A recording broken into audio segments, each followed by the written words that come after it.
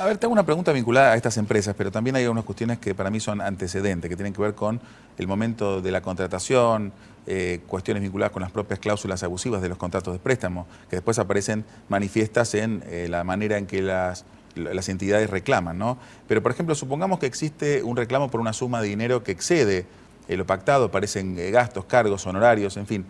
¿Qué recaudo puede tomar el consumidor? ¿Puede denunciar? ¿Puede negarse? Sí, ahí es una problemática que tiene una problemática práctica. Vos tenés muchísimos derechos para ejercer, pero el problema, y que la Ley de Defensa del Consumidor no ha resuelto directamente, es que la herramienta de las financieras tiene una herramienta muy fuerte, que es el común y denominado pagaré, que se ha extendido. Claro, eso es un tema central. Que nació originariamente, vos lo sabrás mejor, nació originalmente era un documento que se firmaba entre comerciantes y que después se masificó y que sirve para garantizar operaciones de consumo. El gran problema del pagaré es que no paga la deuda y frustrada estas tratativas de pago, el juicio que puede iniciar la empresa tiene una velocidad y una dinámica muy perjudicial para el deudor, que ni siquiera puede oponer estas defensas en el marco de ese juicio que se llama comúnmente juicio ejecutivo. Bueno, ¿no? esto estaría bueno aclararlo para la gente,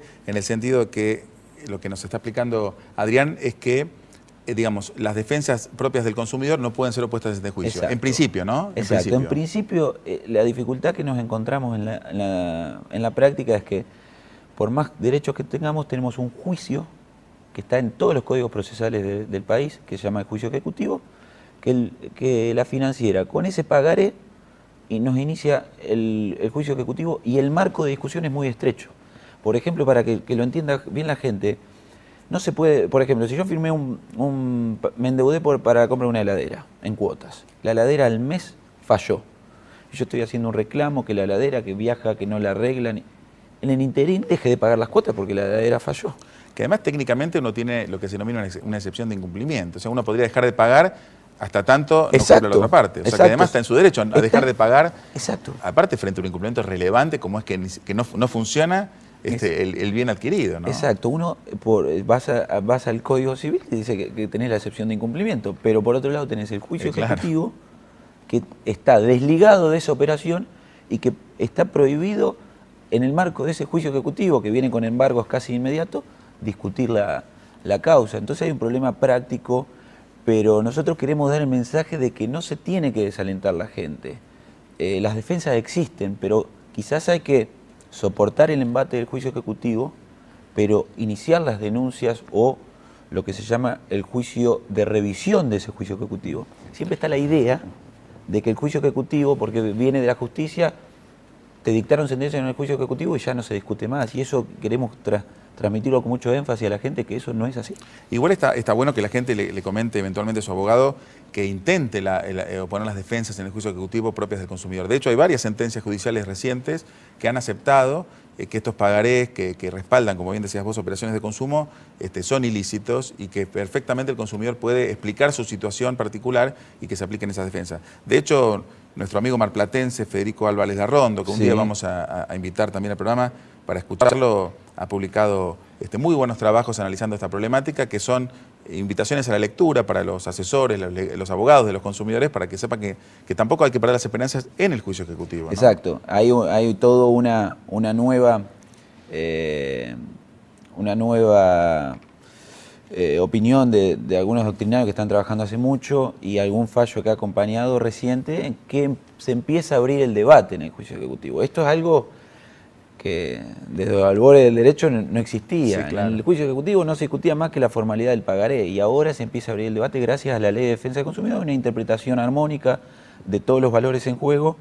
Se ha empezado a abrir el debate en materia de domicilio, el lugar de ejecución. Antes era muy común que las empresas, estas financieras, ejecutaran estos juicios ejecutivos en lugar distinto al domicilio del deudor. Esto está prácticamente, va camino de superación. Ya es inviable que una empresa que se dedica a hacer operaciones de consumo y financiación de operaciones de consumo pueda iniciar el juicio ejecutivo en un lugar distinto al domicilio del deudor. Y ahora empezamos a ver, con este fallo en Mar del Plata muy interesante, de que se le empieza a exigir a ese pagaré los requisitos del artículo 36, que son requisitos suplementarios de información que le dan mayores posibilidades de defensa al consumidor. Eso es algo que se viene y realmente nosotros bregamos porque todos los abogados y las ONG con sus equipos técnicos empiecen a plantear este tipo de cuestiones. Pero es un camino que va a haber que andar. ¿No? Abrir el debate del juicio ejecutivo con la ley de defensa del consumidor va a llevar mucho tiempo. Y, digamos, ¿es en principio lícito que se exija la suscripción de un pagaré? Porque en realidad la deuda está documentada en el instrumento, en el mutuo, ¿no? Entonces, ¿cómo queda la cosa? Es decir, obviamente que el prestamista va a decir, si no lo firmás no te doy la plata. Exacto. Que es en definitiva, como decías vos al principio, tiene una gran presión, más allá de que las normas nos provean un montón de derechos, en la práctica ellos juegan con esa cuestión. Yo creo que tenemos que ir hacia un juicio ejecutivo, no ordinarizarlo, no abrirlo completamente a la causa, pero algo intermedio, en donde, por ejemplo, vaya el pagaré acompañado del mutuo, para que el juez también sepa qué hay atrás de ese pagaré. Porque ese pagaré puede traer miles de cosas. Tenemos casos de pagarés que por ahí no se devolvieron. La gente pagó su deuda, el pagaré se devolvió, quedó en blanco, se le dio a otra persona. Claro, porque también ese tema. Puede pasar perfectamente que el consumidor haya cumplido normalmente con su obligación y el pagaré siga dando vueltas y lo tiene un tercero, un endosatario. Es decir, alguien que lo ha recibido, porque el pagaré además es como, también para ser claro con la gente, es un instrumento que permite ser transferido.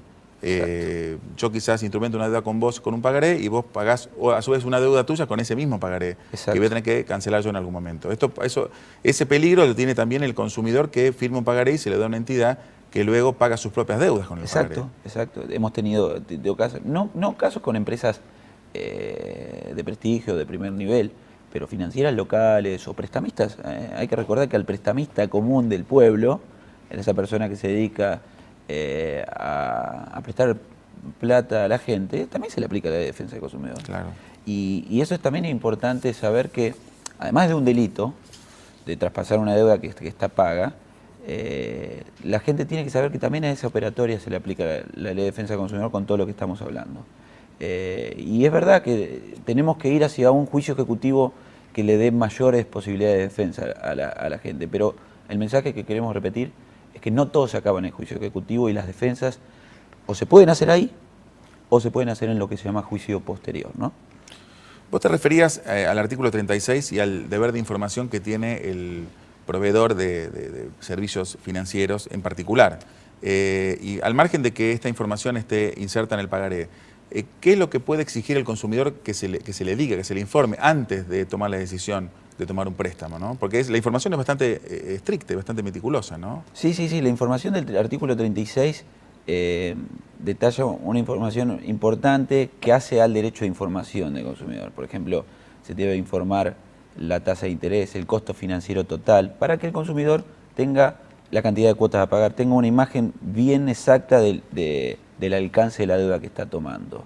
Eso es importante. Igual vemos que aún cuando muchas veces se cumple eso, no significa que esas cláusulas no sean abusivas o que los intereses no sean exorbitantes, pero es una garantía de información que por lo menos la ley apunta a que el consumidor tenga la información más importante a la hora de tomar un préstamo o no, o tomar la decisión de no hacerlo, ¿no?